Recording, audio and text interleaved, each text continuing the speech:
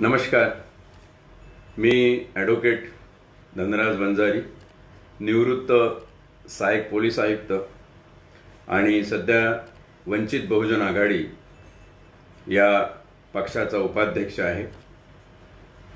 आज या महासंवाद चॅनलवर येण्याच्या औचित्यपोटी एवढं सांगेल की अतिशय लोकप्रिय असं चॅनल आहे. मला वाटतं व्ह्यूअर्सची संख्या कितीतरी जास्त लोक म्हणजे 5 वाजता येणार म्हणून 5 वाजता येऊन बसलेली आहे. बहुजन धार्जिणं चॅनल आहे.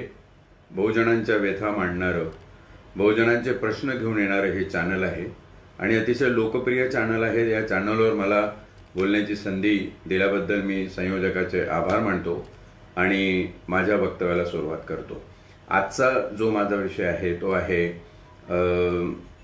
ही जी परिस्थिती कोरोना व्हायरसमुळे निर्माण झालेली आहे एकंदर देशामध्ये, महाराष्ट्रामध्ये, त्याबद्दल वंचित बहुजन आघाडीची भूमिका काय आहे, वंचित बहुजन आघाडीचं आकलन, एकंदर प्रश्न आणि त्यातून जर काही उत्तरं शोधली जाऊ शकत असतील तर ते कशी असावी याबद्दलचं हे थोडंसं विवेचन आहे. आपण सर्व व्ह्यूअर्स तुमचं मी मनापासून स्वागत करतो. तुम्ही आलेलाच आहात. तुम्ही प्रश्न विचारू शकता, तुम्ही तुमचे कॉमेंट देऊ शकता. माझ्या वक्तव्यावर कुठे तुम्हाला काही आक्षेपार्ह वाटलं तर त्याही तुम्ही सूचना देऊ शकता. मी सर्वांचं तुमचं मनपूर्वक स्वागत करतो. कोरोना व्हायरस हा बघायला गेलं तर खूप मोठी एक ट्रॅजेडी, महामारी आणि असं एक डिझास्टर की जे कित्येक वर्षांनी मानवजातीला नशिबी येतं आणि सहन करावं लागतं, भोगावं लागतं. आता हे निसर्ग निर्मित आहे की मानव निर्मित आहे याचा विचार आपण करणार आहोत. त्याआधी मी एक वाक्य सांगतो की निसर्ग निर्मित जर असेल तर काळ येऊन पुढे सांगेलच, पण मानव निर्मित ही आज आहे असं बहुतांशी तज्ज्ञांचं मत आहे, जागतिक स्तरावरच्या तज्ज्ञांचं मत आहे. पण मी माझं आणि माझी भूमिका व्यक्त करण्याच्या आधी असं म्हणेल की ही मानव निर्मित आहे की निसर्ग निर्मित आहे हे येणारा काळ सिद्ध करेल. तोपर्यंत आपण वाट पाहूया. पण एकंदर जे दिसतं ते असं आहे की या दुर्घटनेमागे कुठेतरी एक छुप षडयंत्र, एक छुपी चाल, कोणाविरुद्ध नेमकं कोण करतंय हा सुद्धा भाग येणाऱ्या काळात स्पष्ट होईलच. पण आपण तुर्तास सध्या जे अराजक आहे, जे तांडव मृत्यूचं, कोरोना व्हायरसमुळे होणाऱ्या मृत्यूचं आज आपण इथे मुंबईमध्ये, महाराष्ट्रभर, सर्व देशामध्ये भोगत आहोत. त्याच्याबद्दल आपण काय करू शकतो, थोडंफार आधी जर जास्त आपण सतर्क राहिलो असतो तर काय करता येऊ शकलं असतं याची मात्र आपण जरा खोलात जाऊन चर्चा करणार आहोत. माझ्या वंचित बहुजन आघाडीची जी भूमिका आहे ती आमचे सर्व वंचित बहुजन आघाडीचे अध्यक्ष श्रद्धेय बाळासाहेब आंबेडकर, ज्यांचा उद्या 10 मे वाढदिवस आहे, त्यांनी स्पष्ट करताना पहिला एक असं सूचक वक्तव्य केलेलं आहे की तुम्ही सोशल डिस्टन्सिंग हा जो शब्द वापरताय तो शब्द भारतीय संदर्भात बरोबर नाहीये. तुम्ही फिजिकल डिस्टन्सिंग म्हणा किंवा अजून कुठला तरी पर्यायी शब्द काढा.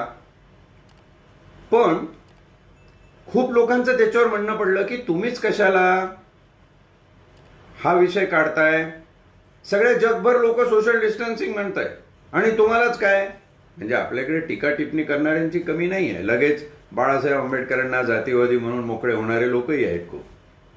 पण खूप मोठा समूह या राज्यातला, या देशातला दलितांचाच नव्हे तर सर्व वंचितांचा, बहुजनांचा, आदिवासींचा, मुस्लिमांचा आज बाळासाहेबांच्या सोबत आहे, हे विसरता कामा नये. बाळासाहेबांनी जेव्हा हे सांगितलं की आपल्याला सोशल डिस्टन्सिंग म्हणायला नको, तेव्हा त्याचं एक तर्कशुद्ध उत्तर त्यांनी हे पण दिलं की भारताची सामाजिक, सांस्कृतिक आणि भौगोलिक जी रचना आहे, 3 शब्द लक्षात घ्या, सामाजिक, सांस्कृतिक आणि भौतिक, ही जी भौगोलिक ही जी रचना आहे, ती रचना इतर देशांच्या मानाने आमूलाग्र वेगळी आहे. इथं सोशल डिस्टन्सिंगचा अर्थ एक प्रकारचा इन्सल्ट असाही लागला जाऊ शकतो आणि म्हणून तुम्ही इथे सोशल डिस्टन्सिंग हा शब्द वापरू नका. आणि कालचं तुम्ही जर माननीय मुख्यमंत्री महाराष्ट्र राज्याचे सन्माननीय उद्धवजी ठाकरे यांचं जर वक्तव्य बघितलं असेल तर त्यांनी सांगितलं की बरोबर आहे, सोशल डिस्टन्सिंग हा शब्द थोडासा एक विपरीत सूचक असा शब्द वाटतो, त्याच्यामुळं आपण हा शब्द टाळून त्याच्या जागी भौतिक अंतर किंवा फिजिकल डिस्टन्स असा शब्द वापरू शकतो. ही एक प्रकारे मुख्यमंत्र्यांनी अतिशय शुद्धपणे या गोष्टीची दखल घेतली. मी माझ्या पक्षातर्फे त्यांचे आभार व्यक्त करतो. सोशल डिस्टन्सिंग हे एक बिरुद याच्यातलं झाल्यानंतर जे पुढचे प्रॉब्लेम आहे, अनेक लोक अशा टीका करतील की तुम्ही काय चाललेलं आहे, तुम्ही सोशल डिस्टन्सिंग घेऊन बसलाय. हा त्याच्यातला एक महत्वाचा भाग म्हणून सांगितलं, पण इतर प्रश्न त्याहून जास्त महत्वाचे आहे याची कबुली देऊन मी तुम्हाला सांगतो. जो पहिला सगळ्यात भेडसावणारा प्रश्न आहे, सर्वात दुर्धर परिस्थिती जर कुठल्या घटकाची झाली असेल तर तो घटक आहे या महाराष्ट्र राज्यातला अल्पभूधारक शेतकरी, ज्याच्याकडे 1 एकर, 1.5 एकर, 2 एकर, 5-6 एकर, जास्तीत जास्त 10 एकर जमीन असेल असा शेतकरी. ओलिताची सोय असेल नसेल, ओलिताची असली तरी कुठंतरी तुटपुंजी सोय आहे, सीझनलच फक्त क्रॉप त्याला घेता येतात असा शेतकरी, आणि त्या शेतावर काम करणारा शेतमजूर, भूमिहीन शेतमजूर, या 2 घटकांची एवढी जबरदस्त गोची झालेली आहे की याच्याच घरातले काही लोक हे स्थलांतरित कामगार झालेले आहेत. आर्थिक अडचणीमुळे अजून काही परिस्थिती यांची फार रसातळाला गेलेली आहे. पण आत्ताच जे येऊ घातलेलं संकट आहे, ज्या संकटासाठी कालच बाळासाहेब आंबेडकरांनी कॉन्फरन्स मीटिंगमध्ये झालेल्या चर्चेदरम्यान मुख्यमंत्री साहेबांना सांगितलं की काही मुद्दे जे आहेत महत्वाचे, ज्याला प्राधान्याने लक्ष देणं अतिशय गरजेचं, on priority you should look into this. आणि त्याच्यातली पहिली प्रायोरिटी जी आहे ही ह्या अशा अल्पभूधारक शेतकरी आणि शेतमजुरांची आहे.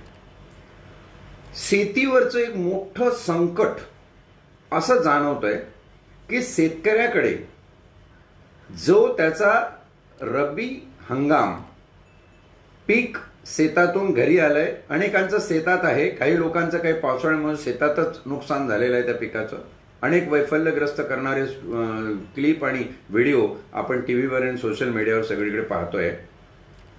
पण हे जे काही पीक आहे त्याच्या घरात आलेला जो शेतातला माल आहे, जो काही असेल थोडा बहुत, त्याला या लॉकडाऊनमुळे बाजारपेठ उपलब्ध नाही, तो घेऊन जाऊ शकत नाही. साधं उदाहरण घेऊ, कापसाचं. माझ्याच घरातलं उदाहरण आहे. माझा लहान भाऊ हा घरातला कापूस विकायचा म्हणून गेला तर कोणी खरीददार नाही आहे. सरकारला विचारा, सरकार म्हणते आमचे खरेदी केंद्र आहे, तुम्ही खरेदी केंद्र जा तालुक्याला, तिथे कापूस खरेदी केंद्र आहे. आमचा भाऊ कापूस खरेदी केंद्रावर गेला. त्या कापूस खरेदी केंद्रावरच्या लोकांनी सांगितलं की तुमचा नंबर लागेल तेव्हा आम्ही तुम्हाला कळवू, त्या दिवशी तुम्ही या. मग नंबर कितवा लागेल? नंबर त्याचा 2326 असा नंबर लागला. म्हणजे त्या एरियातले 2325 शेतकरी त्यांचा कापूस मोजून झाल्यावर याचा नंबर लागेल, तोपर्यंत कधी येणार काही माहीत नाही. आणि त्यांना विचारलं तुम्ही दिवसाला किती शेतकऱ्यांचा माल घेताय, तर दिवसाला साधारण 10 ते 15 शेतकऱ्यांचा माल मोजून घेतात. ही आमची यंत्रणा आहे. आता बघा, जेव्हा शासन एखादं आदेश पारित करतं, शासनाचा आदेश काय आहे, शेतकऱ्यांचा माल कापूस आम्ही विकत घ्यायची सोय केलेली आहे. पण ही सोय जरा मायक्रो लेवलला विश्लेषक बुद्धीने जाऊन जर तुम्ही बघितली तर खरंच त्या शेतकऱ्याची जी अडचण आहे ती भागवणारी आहे का, नाहीये. पुढचा त्याचा टप्पा असा आहे की ठीक आहे बाबा, 10-15 लोकांचं धरून आमचा नंबर जेव्हा येईल तेव्हा येईल. मग जे शेतकरी ज्यांनी माल दिलेला आहे, कापूस मोजून दिलेला आहे, त्यांना पैसा मिळत नाही, त्यांना मिळते बिल्डिंग. तो कागद पावती घेऊन त्यांनी कुठल्या तरी बँकेकडे जायचं, त्याच्यावरती पण तारीख ठरेल आणि त्या बँकेकडे पैसे असतीलच द्यायला असं नाही. म्हणजे काय झालं, त्या शेतकऱ्याला त्यांनी किती दिवस थांबावं. त्याच्या शेतातला माल विकला जात नाही. सरकारी यंत्रणा जे विकत घेतो आम्ही असा दावा करतात, त्याच्यामध्ये असा तुटपुंजपणा त्या प्रशासनामध्ये आलेला आहे. तर शेतकऱ्याच्या हातात जर खरीप हंगामाच्या आधी पैसाच मिळाला नाही तर तो जून महिन्यामध्ये जेव्हा पावसाळा सुरू होईल खरीपाची काय पेरणी करेल, करूच शकणार नाही. मला वाटतं या शेतकऱ्याच्या प्रश्नाकडे अतिशय हिरिरीनं शासनाने लक्ष देणं गरजेचं आहे.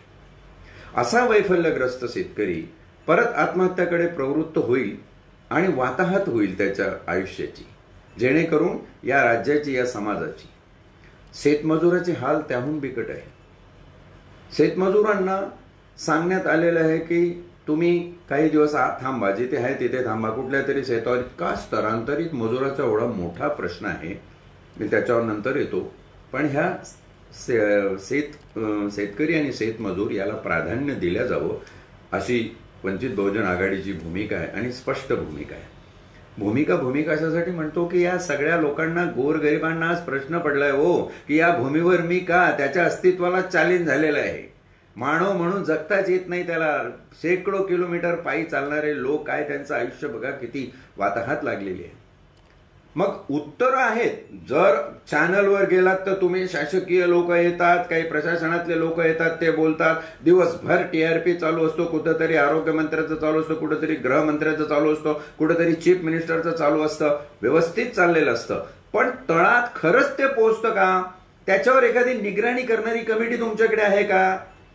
आणि झालं तरी काय, 5-6 शेतकऱ्यांचे इंटरव्ह्यू घेतात आणि मीडिया विकला गेलेला आहे, त्याच्यामुळे ते मीडिया ते दाखवतो. म्हणजे जनतेसमोर जे चित्र दिलं जातं, कृपा करून हा प्रकार थांबवा. खरोखर तळामध्ये जाऊन बघा, तिथं काय हाल लोकांचे होत आहेत. मग दुसरं एक सांगण्यात आलं की आम्ही शेतकऱ्यांना लोन देऊ. शेतकऱ्यांना लोन देऊ ही तुमची घोषणा, तुमचे आदेश. पण आरबीआयचं काय, हे आदेश आरबीआयने इष्ट ठरवले आहेत का. आरबीआयने त्याप्रमाणे त्या बँकांना सोय सुविधा उपलब्ध करून, फंडिंग सगळं उपलब्ध करून दिलं आहे का. गव्हर्नमेंटने आदेश दिला म्हणजे झालं, लोक खुश की आता आम्हाला लोन मिळणार. पण बँकेच्या दरवाजात गेल्यावरती त्याला काही भलताच कागद दिला जातो त्याच्या हाती आणि त्याला सांगितलं जातं की आता इथं काही हे होणार नाही, थोड्या दिवसांनी या. तो आपल्या चपला झिजवतो, जातो, शेवटी वैफल्यग्रस्त होतो. ना इकडे मिळत ना तिकडे मिळत. माझी सरकारला हात जोडून माझ्या पक्षाच्या वतीने विनंती आहे की जे आदेश तुम्ही मंत्रालयात पारित करता, ते आदेश, तुमच्याकडे एवढी मोठी प्रशासकीय यंत्रणा आहे, त्या यंत्रणेच्या थ्रू नीटोपाट राबवले जाऊन तुम्ही आदेश काढल्यापासून किती तासात, किती दिवसात ती सोय त्या वंचिताला उपलब्ध होते की उपलब्ध होतच नाही. आणि समजा काही काळ लोटल्यावरती उपलब्ध झाली, तोपर्यंत त्याचा जीव जातोय. म्हणून यालाच धरून एक दुसरी माझी उपविनंती आहे की तुम्ही जी खरेदी केंद्र, कृषी केंद्राकडे काही पॉवर्स देऊन ठेवलेले आहेत, त्या पॉवर्स ते राबवून कसंही करून या महिन्याच्या मे 2020च्या 20 तारखेपर्यंत, 20/5/2020 इथपर्यंत त्याला काहीतरी फायदा त्याची काहीतरी व्यवस्था, त्याची अडचण दूर करण्याची काहीतरी सोय करून द्यावी. जर ती झाली तर शेतकरी आणि शेतमजूर जगेल, नाही तर ग्रामीण भागामध्ये तुम्हाला सांगतो हाहाकार झाल्याशिवाय राहणार नाही. एवढं भयानक हे सगळं होऊन बसलेलं आहे. शहरामध्ये वेगळेच प्रश्न आहेत. ग्रामीण भागातला माणूस कसा तरी काहीतरी करून मार्ग काढून शहरामध्ये जे ऑर्गनाइज आणि अनऑर्गनाइज फॅक्टर्सचे लोक आहेत त्या लोकांची एवढी परिस्थिती खराब आहे. त्यांना स्थलांतराचा सगळ्यात मोठा प्रश्न आहे. जो अनऑर्गनाइज सेक्टरमधला मजूर आहे, विशेष करून बांधकाम करणारे जे बिल्डर्स आहेत त्यांच्याकडचा, ज्यांच्याकडे बांधकामाचे मोठे मोठे कॉन्ट्रॅक्ट आहे, रस्त्याचे, ब्रिजचे, अशा लोकांकडे जो मजूर काम करतोय त्या मजुराची दैना फार वाईट आहे.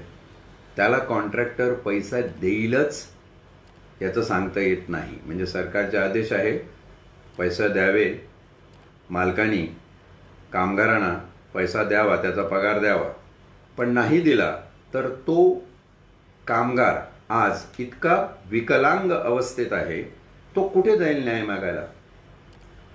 म्हणून माझी अशी विनंती आहे की जे जे प्रकल्प बांधकामाचे आणि विशेष करून SRAचे,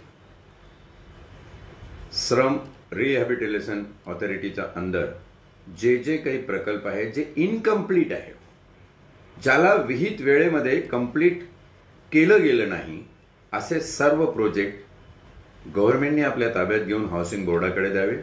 आणि हाऊसिंग बोर्डाने हा जो अनऑर्गनाइज बांधकाम कामगार आहे त्याला एक रजिस्ट्रेशन, त्याला एक ऑर्गनाइज सिस्टम उपलब्ध करून द्यावी, जेणेकरून त्याला पगार मिळू शकेल आणि त्या पगारातून त्याचं उदरभरण व्यवस्थित होऊ शकेल.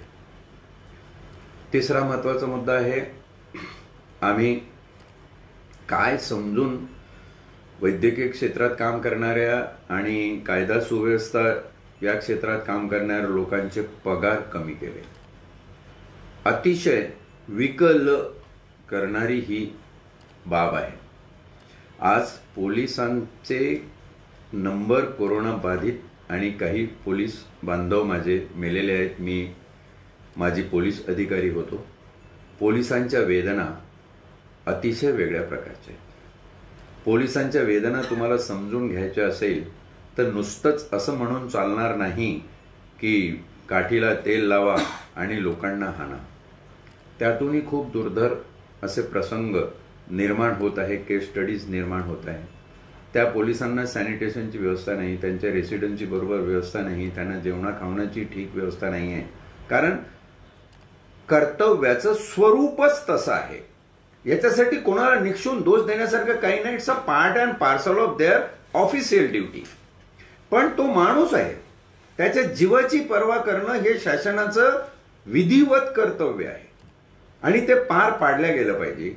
असं असताना कित्येक पोलिसांचे कुटुंबीय सुद्धा कोरोनाने बाधित झालेले आहे, कोरोनाग्रस्त होण्याच्या मार्गावर आहे. अनेक कुटुंब क्वारंटाईनमध्ये आहे आणि या परिस्थितीमध्ये तुम्ही त्याला 50% सॅलरी देता. आज एका एक संवेदनशील लेखकाने फार चांगला लेख लिहिलाय, मी वाचनात माझ्या आला होता त्या यानी, की पोलिसांच्या या यातना तुम्ही समजून घ्या. गृहमंत्री साहेब, पोलीस मध्ये युनियन नाही आहे, ते असूही शकत नाही, असूही नाही. पण त्याच वेळी एक इथिकल आणि मॉरल रिस्पॉन्सिबिलिटी ही शासनाची आहे की तुम्ही त्या लोकांना मानसिक स्वास्थ्य बिघडणार नाही अशी किमान वागणूक द्या. तुम्ही त्यांना एडीस पिडीस कळत नाही, पण त्यांचा पगार कापणं हे इतकं इन्सल्टिंग आहे. म्हणजे हा त्याच्या कर्तव्याचा, त्याला आम्ही कोरोना वॉरियर म्हणायला लागलो. डॉक्टरांना, नर्सेसना, होमगार्ड्सला, सगळ्या स्टाफला, जे गार्ड आणि बाकीचे सगळे स्टाफ आहे, वैद्यकीय क्षेत्रातला जो कोण माणूस असेल आणि पोलीसमधला जो कोण अगदी कर्मचारी, अंमलदार, अधिकाऱ्यापासून सगळे वरिष्ठ कमिशनर आणि डायरेक्टर जनरलपर्यंत सगळे अधिकारी असते, या सगळ्यांचं समावेशक एकत्रित यांना संबोधून मी बोलतोय की असं करणं म्हणजे त्या वॉरियरचा अपमान आहे. कोरोना सैनिक आहे तो, त्याचा आपण अपमान करतोय. मी तर म्हणेल काही इतर क्षेत्रामध्ये तडजोड करा आणि या तडजोडीतून तुम्ही त्यांचे पगार किमान 2.5 पट करा. मी तर म्हणेल तिप्पट करायला पाहिजे. काही राज्यांनी ते केलेले आहेत. तुम्ही 2.5 पट त्याचे पगार करा. बघा काय परिणाम होतो ते. आज ज्या पद्धतीनं वैद्यकीय आणि पोलीस क्षेत्रातला माणूस मानसिकदृष्ट्या खचलेला आहे त्याला उभारी मिळते.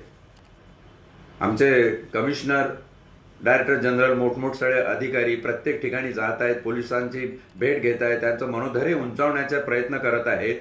पण पैशाचं काम ते पैशानीचं, शब्दाचं काम ते शब्दानी. शब्द तुम्ही देताच आहात, त्यांचं कौतुकही होत आहे, त्याच्याबद्दल काही वाद नाही. पण त्यांचे पगार कृपा करून कमी करू नका.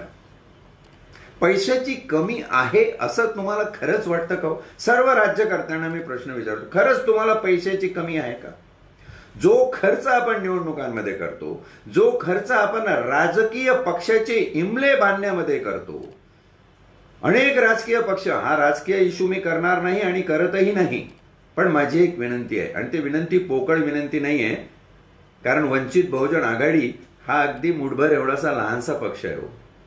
आमच्या पक्षफंडातून 1 ते 1.5 वर्ष पुरेल आमच्या ऑफिस स्टाफ, आमचा जो हेड ऑफिस आहे तिथल्या याला जेवढा पुरेल पगार पाण्यासाठी तेवढाच पैसा शिल्लक ठेवून बाकीचे पैसे सुमारे 2-2.5 लाखापर्यंत आम्ही वेगळे काढून मार्ड MARD या डॉक्टरांच्या संघटनेने जेव्हा आम्हाला पत्र पाठवलं, बाळासाहेब आंबेडकरांना पत्र पाठवलं, तर बाळासाहेबांनी तेव्हा मास्क आणि बाकीचं सगळं PPE किट घेऊन नायर रुग्णालयाच्या डीनकडे सुपूर्द करून आलो. माझं मोठेपण मी सांगत नाही, क्षमा करा मला.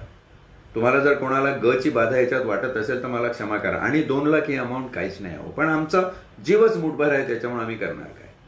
आणि हे जेव्हा होतं तेव्हा माझं सर्व राजकीय पक्षाला अतिशय प्रांजळपणे मागणं आहे की तुम्ही सुद्धा हा जो एक अतिवंचित घटक प्रशासनामध्ये आहे, ज्याच्यावर असह्य असा ताण निर्माण झालेला आहे, शारीरिक, मानसिक, कौटुंबिक, आर्थिक, सामाजिक सर्व प्रकारचा ताण त्याच्यावर निर्माण झालेला आहे, वैद्यकीय क्षेत्र आणि पोलीस क्षेत्र, यांच्या पगारासाठी तुम्ही काही मदत करू शकत नाही.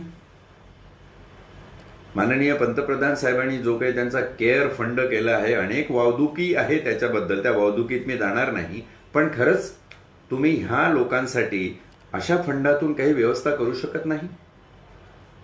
त्याशिवाय एक महत्वाचं सांगतो, प्रत्येक इन्स्टिट्यूशनला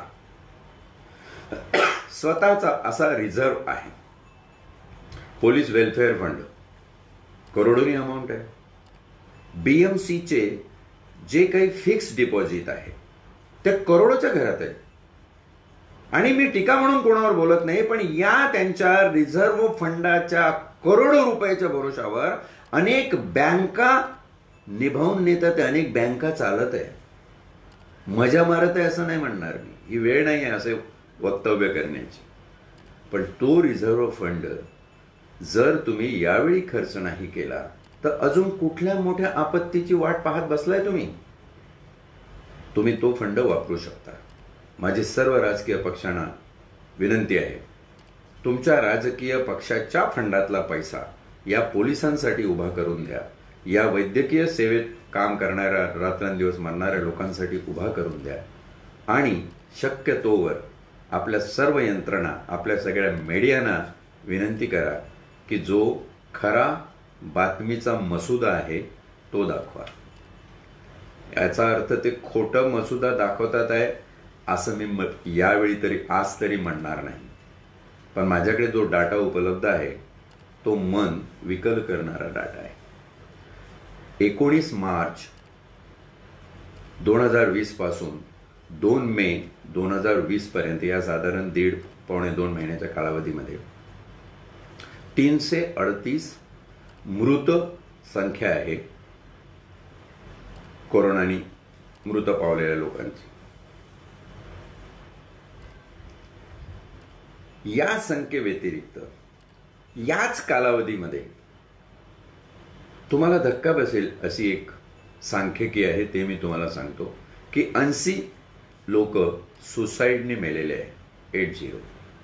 51 लेबरर मजूर हे रस्त्याने जाताना विविध प्रकारच्या ॲक्सिडेंटमध्ये मेलेले आहे. त्याच्यामध्ये औरंगाबादला रेल्वेच्या पटरीवर गेलेले 15 जीव बातमी ताजीच आहे. त्याशिवाय 45 लोक हे दारूचं दुर्धर व्यसन होतं आणि न मिळाल्यामुळं जे त्याच्या बॉडीमध्ये प्रॉब्लेम्स निर्माण झाले त्यांनी मेलेले आहे आणि 36 भूक बळी गेलेले. हा आकडा बघितला तर 212 होतो. 338 हे आमचे कोरोनाचे मृत्यू आहे आणि 212 म्हणजे त्याच्या 70% लोक हे विविध प्रॉब्लेमनी मरायला लागलेले. म्हणजे कोरोनाने एखाद्या वेळी कमी लोक मरतील आणि या आपल्या इतर फॅक्टर्सनी जास्त लोक मरतील याची तरी कुठे नोंद घेतली पाहिजे. यासाठी आपण काय करू शकतो? जसं शेतमजूर, बिल्डरकडे असलेली लोक हे सगळे प्रोजेक्ट हाऊसिंग बोर्डाकडे गेले पाहिजे. त्या लोकांच्या स्थलांतरणाचा प्रॉब्लेम आहे तो सॉल्व्ह केला पाहिजे. माणूस एक वेगळ्या प्रकारे वैफल्यग्रस्त झालेला असतो. 600 किलोमीटरवर बसलेली आई त्याला फोन करते की माझा मुलगा बरोबर आहे की नाही, रोज टीव्हीवर दिसून राहिलं, म्हणते आज कोरोनाचे एवढे लोक मेले आणि एवढे लोक राहिले आणि एवढे मरून राहिले, तू काही येतं म्हणते का आमचा जीव गेल्यावर.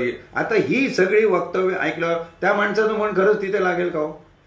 म्हणून याच्यावर मला वाटतं शासनाने अगदी अग्रक्रमाने लक्ष देणं फार गरजेचं आहे.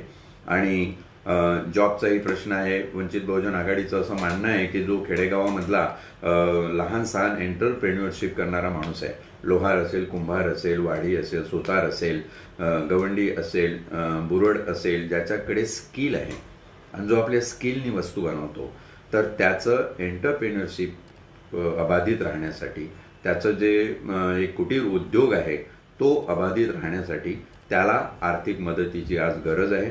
तो अतिशय खालच्या थराला गेलेला आहे, त्याच्याकडे काही शिल्लक राहिलेलं नाही आहे. इकडे तिकडे होता तो कसा तरी होऊन एकत्र येऊन ते लोक राहतात आहे. त्याशिवाय पारध्यांचे बेडे, बंजारी लोकांचे तांडे आणि आदिवासींचे पाडे, इकडे सुद्धा खूप वाईट परिस्थिती आहे. या बातम्या येत नाहीत, कोणी दाखवत नाही. खूप लांब आहे, दुर्गम परिस्थितीत लोक पडलेले आहे. ज्ञानेश्वर महाराजांनी सांगितलं, दुरितांचे तिमीर जाओ. मी विनंती करतोय माझ्या पक्षाच्या माध्यमातून आदरणीय सन्माननीय मुख्यमंत्री साहेबांना, उद्धव ठाकरेजी, तुम्ही या घटकाकडे प्राथमिकतेने, प्राधान्याने, ऑन प्रायोरिटी लक्ष द्या. आणि सगळ्यात शेवटी असं आहे की आपण कुठे चाललोय, आपण निघालोय कुठे?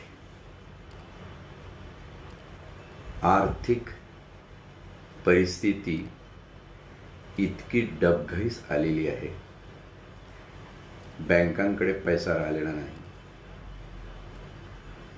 कोट्यावधी रुपयाचं, हजारोच्या संख्येत कोट्यावधी रुपयाचं, 68,000 कोटी रुपयाचं कर्ज आम्ही चोर लोकांचे माफ केलेले आहे. फायनान्शियल इन्स्टिट्यूट मदत करण्याच्या फ्रेममध्ये राहिलेलं नाही. सरकारची जी वित्त अवस्था आहे ती विकलांग होत चाललेली आहे. तुमच्या सरकारी शासकीय कर्मचाऱ्यांचे पगार देण्यासाठी तुमच्याकडे पैसा आहे की नाही ही शंका मनात येते जेव्हा तुम्ही पोलिसांचे पगार कमी करायची भाषा करता. हा सगळा एकंदर भाग बघितल्यानंतर केंद्रामध्ये वेगळ्या पक्षाचं आणि राज्यामध्ये वेगळ्या पक्षाचं या सरकारांमधलं द्वंद्व, अंतर्गत द्वंद्व, छुपयुद्ध हे सुद्धा मागच्या अनेक घटना आणि राज्यपालांचं नाव याच्यावरून सर्वसाधारण जनतेच्या महाराष्ट्राच्या लक्षात आलेलं आहे. GSTचे पैसे जे राज्याचे हक्काचे आहेत ते अजून केंद्राकडून निर्गमित झालेले नाही आहे. केंद्राला वर्ल्ड बँकेने, इंटरनॅशनल मॉनिटरी फंडनी या कोरोनाच्या आपत्कालीन परिस्थितीमध्ये काय मदत केलेली आहे त्याचे आकडे संभ्रमित करणारे आहे. केंद्राकडून किती मदत राज्याला होईल हेही सांगता येत नाही. सर्वसाधारण माणसाची परिस्थिती एकदम डबघाईस आलेली आहे. राज्य, समाज, देश केव्हा संपतो तर तो 25-50 धनदांडगे मिलियनरी बिलियनरी मेले तर संपणार नाही. पण ही जी लोक आहेत, जी लोक आज आपल्या हाताला काम मागतायत, हे चोऱ्या नाही करत साहेब. हे कुठला वाईट मार्गाने कोणाचं हिसकावून घेत नाही. हे लोक प्रामाणिकपणे तुम्हाला काम मागतायत आणि आज त्यांच्याच हातामध्ये काही राहिलेलं नाही. स्थलांतरणाच्या प्रकरणापासून तर इतक्या सगळ्या याच्यामध्ये लोक एवढे त्रेधा तिरपट झालेले, कोणाला काही सूचनाचं झालेलं आहे. एक दिवस दुकान उघडी केली तर दुसऱ्या दिवशी गडबड, परत दुकान बंद, तिसऱ्या दिवशी परत अजून काही. कोणालाही या परिस्थितीचा पाहिजे तसा अचूक अंदाज येत नाही. याचा अर्थ प्रशासन झोपलेलं आहे, प्रशासन काही करत नाही, सरकारचं लक्ष नाही असं म्हणणार नाही. सरकारने त्या दृष्टीनं फार चांगलं पाऊल उचललं. उद्धवजी खरंच सगळ्यांना समावेशक अशी भूमिका घेऊन जातात आहे. प्रकाश आंबेडकरांचा त्या दिवशी फोन आला की अशी मीटिंग आहे, सगळ्यांना बोलवलं आहे. सर्व पक्षाच्या लीडर्सना घेऊन तुम्ही जेव्हा मीटिंग करता, पक्षाचं एक ऐकून घेता, ही फार चांगली गोष्ट आहे. पण आम्ही जे मुद्दे आज तुमच्यासमोर मांडलेले आहेत त्यामध्ये आमचे कलावंत आहेत. ज्या कलावंतांना 14 एप्रिलचे कार्यक्रम मिळालेले नाहीत बाबासाहेब आंबेडकरांच्या जयंतीचे, ज्या कलावंतांना पुढचे कार्यक्रम 6 डिसेंबरचे मिळतील की नाही माहीत नाही, आणि असे लाखाच्या संख्येने कलावंत या महाराष्ट्रात आहेत ज्यांची उपजीविका फक्त त्यांच्या कलेच्या, वाद्याच्या भरोशावर चाललेली असते. त्या कलावंताचा प्रश्न सुद्धा खूप मनाला यातना देणार आहे. त्यांची हलाखीची परिस्थिती बघवत नाही आहे. प्रत्येक गोष्टीमध्ये तुम्ही जर विश्लेषण करून तुमची यंत्रणा जर पूर्णपणे कामाला लावून सगळ्याकडनं माहिती घेतली तर तुम्हाला दिसेल की खरंच प्रायोरिटीवर कोणाला मदत पोचली पाहिजे. केवळ आज त्याचा आवाज नाही आहे, तो बोंबलू शकत नाही, तो ओरडत नाही, त्याच्यामध्ये आंदोलनं करण्याची ताकद राहिली नाही, तो येऊ शकत नाही रस्त्यावर, म्हणून त्याला तुम्ही तसाच पडला ठेवून जर मरू देत असाल तर हे खूप मोठं पाप होईल आणि कदाचित याची किंमत या रयतेला नंतर भोगावी लागेल. हा जो मधला माणूस आहे तो जर जिवंत आहे तर हे राज्य जिवंत आहे. राज्यातले 50 बिलियनरी कमी झाले तर मला वाईट वाटणार नाही. ते बिलियनरीचे मिलियनरी होतील, मिलियनरीचे 1000 शिपमध्ये येतील. पण जर 50 लाख मजूर, कामगार, शेतकरी मेले तर ही रयत जिवंत राहणार नाही. आणि म्हणून आपण याचा विचार करा. परत एकदा मी विनंती करतो, वंचित बहुजन आघाडीची ही जी भूमिका आहे ही मी ठळक मांडलेली आहे. याच्यामध्ये अजून मायक्रो पॉईंट्स आणि बारकावे आहे. 20, 25, 30 मिनिटाच्या बोलण्यामध्ये सगळं काही समावेश करणं शक्य नाही. पण महत्त्वाचे जे भयसूचक असे सिग्नल आहेत ते देण्याचा मी याच्यामध्ये प्रयत्न केला आहे. आणि जर उद्या हा देश किंवा महाराष्ट्र आर्थिक आणीबाणीच्या खाईत लोटला गेला तर काय परिस्थिती होईल याचा विचार करावा. फक्त शासनाने विचार करून चालणार नाही, तर जे निमशासकीय संस्था आहेत, लोक आहेत, सुज्ञ आहेत, इंटेलेक्च्युअल्स आहेत, या सगळ्यांनी याचा विचार करण्याची गरज आहे. आणि वेळीच प्रत्येकाने काहीतरी बोलण्याची गरज आहे. एखाद्याला विरोध करणं म्हणजे तो माणूस आपला द्रोही ठरतो असा कन्सेप्ट ठेवण्याचा हा काळ नाहीये. तुम्ही विसरून जा. ही ती वेळ आहे ज्या वेळेस भर राजमहालामध्ये समाजरूपी द्रौपदीचं वस्त्रहरण चाललेलं आहे. काही आसुसलेले दुर्गामी विचारांचे दुर्योधन, दुःशासन असतीलही, ज्यांची आसुसी इच्छा असेल एखाद्या समाजरूपी स्त्रीला विवस्त्र बघण्याची, कोण करतंय तिला विवस्त्र? समाजरूपी द्रौपदीला विवस्त्र कोण करत आहे? महाभारतावर कधीतरी लेक्चर द्यायची वेळ आली तर वेगळ्या अर्थाने हे सगळं समजावून सांगितलं जाऊ शकतं. पण मला जे वाईट वाटतं ते या कारणासाठी की त्या राजसभेमध्ये कृपाचार्य, द्रोणाचार्य, भीष्माचार्य, कर्ण यासारखी विद्वत प्रचूर मंडळी बसलेली आहे. पण कोणी राजकीय सत्तेची आपली बांधिलकी सांगतं, कोणी कुठल्या पक्षाची आपली बांधिलकी सांगतं, कोणी आपल्या पुचट पोकळ तत्वांशी आपली बांधणी सांगतं आणि तोंडावर बोट ठेवून गप्प राहतं. मला वाटते ही परिस्थिती कोरोनाच्या भयापेक्षाही जास्त चिंताजनक आहे. डू समथिंग, काहीतरी करा. This is a right time to do. आज जर नाही केलं नंतर काय होणार आहे? नंतर तुम्हाला कुरुक्षेत्रावरच जाऊन एक दुसऱ्याचे गळे फाडायचे आणि जेता आणि जी त्याच्यातला फरक नष्ट होईल. ज्यांना विजयश्री मिळाल्याचा आनंद मिळेल पण बघेल की विजयश्री कशासाठी मिळाली याचाच अर्थ त्याला लागणार नाही. अशा सगळ्या लोकांना मी सांगू इच्छितो, प्रांजळपणे त्यांना विनंती करू इच्छितो की हे सगळे आपसी द्वंद्व थांबवा. तो जो समाज घटक आज देश निर्माण करतो, राज्य निर्माण करतो, ज्याच्या श्रमावर, ज्याच्या घामावर, ज्या श्रमजीवीच्या ताकदीवर ही रयत जिवंत आहे आणि चालते, त्या श्रमजीवीला वाचवण्याचं आद्य कर्तव्य तुमचं आहे. तुम्ही हे सांगा, हे प्रश्न मांडा. भले लोक तुमची खिल्ली उडू देत, भले लोक तुम्हाला भरभूर बोलू दे, पण मांडा. इतिहासासारखं न्यायालय नाहीये. आजच्या या दिवसाचा जेव्हा इतिहास लिहिला जाईल तेव्हा त्या न्यायालयामध्ये न्याय हा असं बोलणाऱ्यांच्या बाजूने लागलेला असेल, इतकंच सांगतो आणि माझे लांबलेले 4 शब्द थांबवतो. धन्यवाद.